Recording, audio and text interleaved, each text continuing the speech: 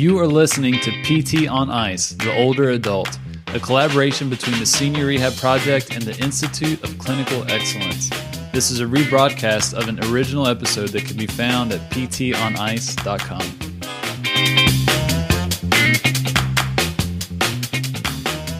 Good morning, PT on Ice crew, Institute of Clinical Excellence. My name is Dustin Jones. I am one of two faculty members for the Older Adult Division.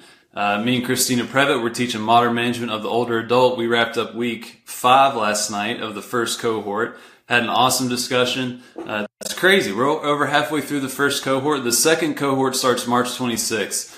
So be sure to go to ptonice.com to hear more about that. And we would love for you to join us. But today's episode is about how we want to think about our role in caring for our patients. Don't be the hero. We want to be the guide. And this kind of thought comes from the branding or marketing world. So Donald Miller, who is an author but also a marketer, has a podcast and website called StoryBrand. And this is one of the big themes that he talks about. And I found it very helpful to think about how we interact with our patients. So if you think about any good story that you've really been drawn into, that you've really lost yourself in the narrative of that story, you have specific roles. There's kind of this script, this equation that almost every story has. You've got the hero, you've got the villain, they duel it out. The hero has his ups and his downs, his doubts, his fears, his failures, and then he overcomes the villain at the end to remain victorious. We all love the heroes, we hate the villains, but there's someone in the background that plays the most pivotal role in that whole story, and it's typically the guide. The one that's not in the spotlight, the one that is basically there for the hero to help him realize that the hero has what it takes to overcome the villain and achieve what they want to achieve. Take Star Wars, for example. Luke Skywalker would not be the man that he is without someone like Yoda, who taught him how to really, leverage his power and to use his power. Yoda is the guide. Without Yoda, there is no Luke Skywalker as we know him today. And I think that we need to really learn from the people like Yoda and the guides and the stories that we really love and how we can interact with some of our patients. So, what the guide, I want to go through kind of 3 steps, or 3 aspects of a guide that we can mimic in the case in terms of working with our patients. But I want you to ask yourself, in your current situation, are you playing the role of the hero? Or are you playing the role of the guide? Which one are you right now? And I would confess, I've definitely strived to be the hero in my patient encounters, especially early on out of PT school. I had an athletic training degree, just got my DPT, had my CSCS, was going for my RKC, Russian Kettlebell certification, was wanting to be, this all-star sports physio that was working with all these professional teams and kind of be in the limelight in terms of our field. Because we all love sports PT, right? That's where a lot of people want to go.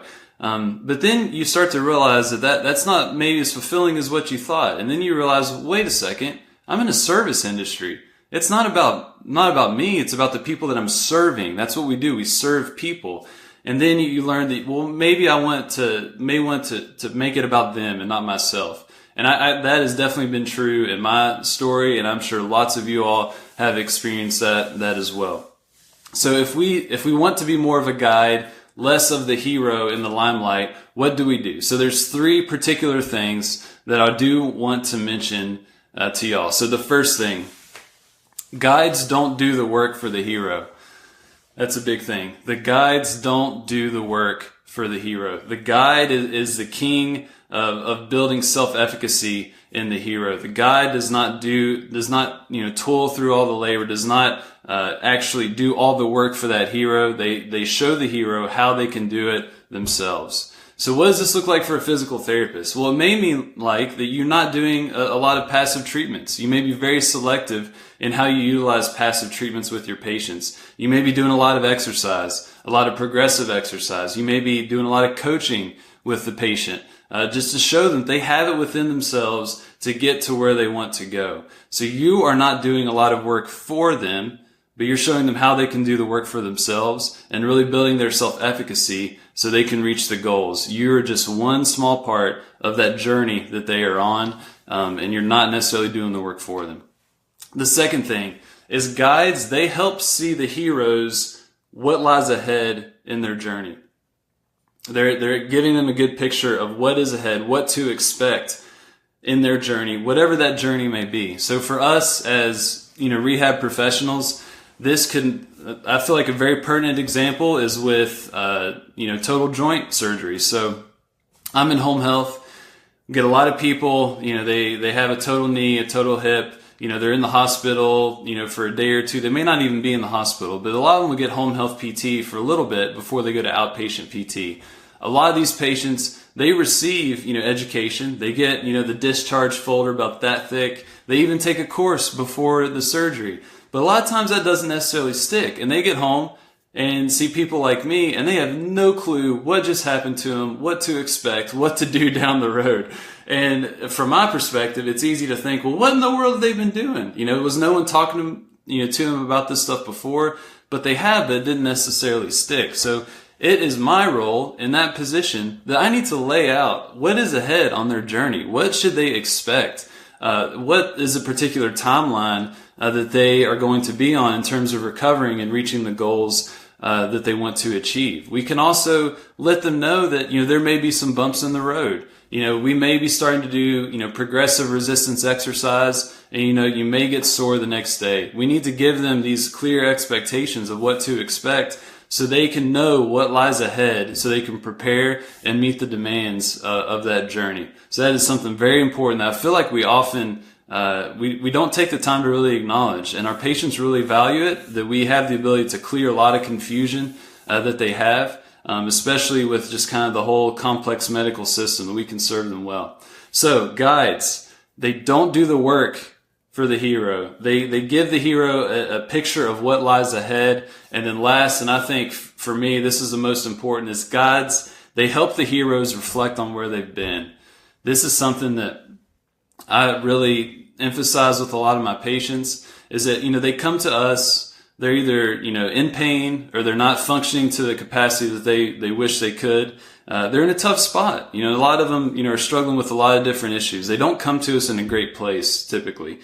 And then we, evaluate them. We kind of take them through this rehab process. Well, we have the opportunity to really show them how far they've come, because a lot of times it can be difficult for them to realize any progress that they have made. And the best opportunity for this is when we all do our reassessments. So we all take, some type of, hopefully some type of functional objective measure at an evaluation. We probably have some type of subjective scale, a pain catastrophizing scale or whatnot. We get these numbers, we get these values that gives us a lot of information. But the beautiful thing at the reassessment, we get to do those again, and we can show change, even though the patient may not perceive it. So what does this look like? So for me in home health, I'll go and see Doris. We'll run through a timed up and go. We'll do a SPPB, or a short performance physical battery test. We may do a Berg test to test their balance, 5 times sit to stand. A lot of these collective kind of functional measures to get a good idea of how Doris is doing.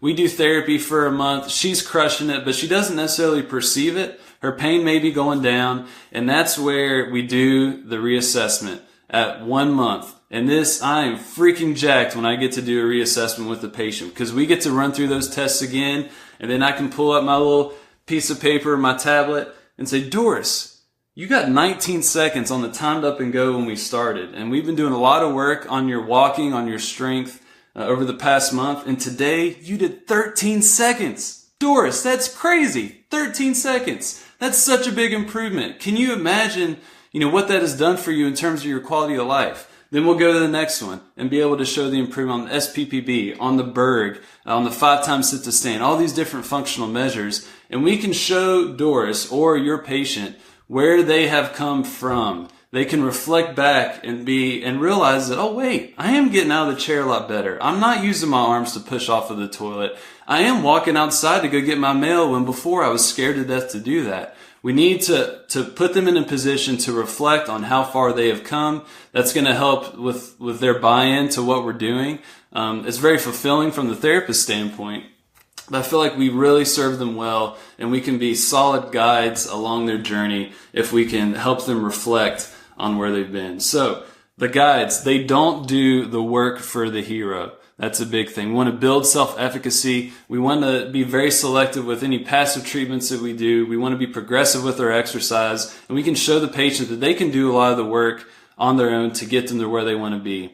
We want them to give an idea of what lies ahead in their journey. We want to give them clear expectations, timelines, and be aware of particular bumps in the road that they're going to face. And lastly, we want to help them reflect on where they've come from. We want to show them how far they've come in terms of the functional measures or how they're feeling, different activities that they are doing. And if we really practice those three things on a day-to-day basis with our patients, we're going to be in a good spot to be the guides in their journey, in their story, so they can be the hero and they can achieve the goals that they want to achieve. So that's all I have for today. I appreciate y'all for tuning in. Ryan, Jordan, it's good to see y'all watching. CSM's next week. It's coming up quick. Next week we're going to have a pretty awesome Wednesday episode with the infamous Mike Eisenhart. We're going to try and get together and do the Wednesday morning session. But yeah, lots of ICE folk are going to be at CSM next week, and the APHPT crew is going to be in full force. I'll put some links in the Facebook comments so you all can see what's going to be going on. And for podcast listeners, be sure to go to the Facebook post so you can see those links as well. So you all have a good day, and I'll talk to you next week. Hit me! Thank you for listening, and if you enjoyed this episode, go to ptonice.com, click on the Courses tab, and check out Modern Management of the Older Adult. This is a course that myself and Christina Previtt are going to be teaching. It's 8 weeks, an online format, interactive, and solely focused on helping students change how they practice and how they work with older adults. For more information, just go to ptonice.com. Thanks.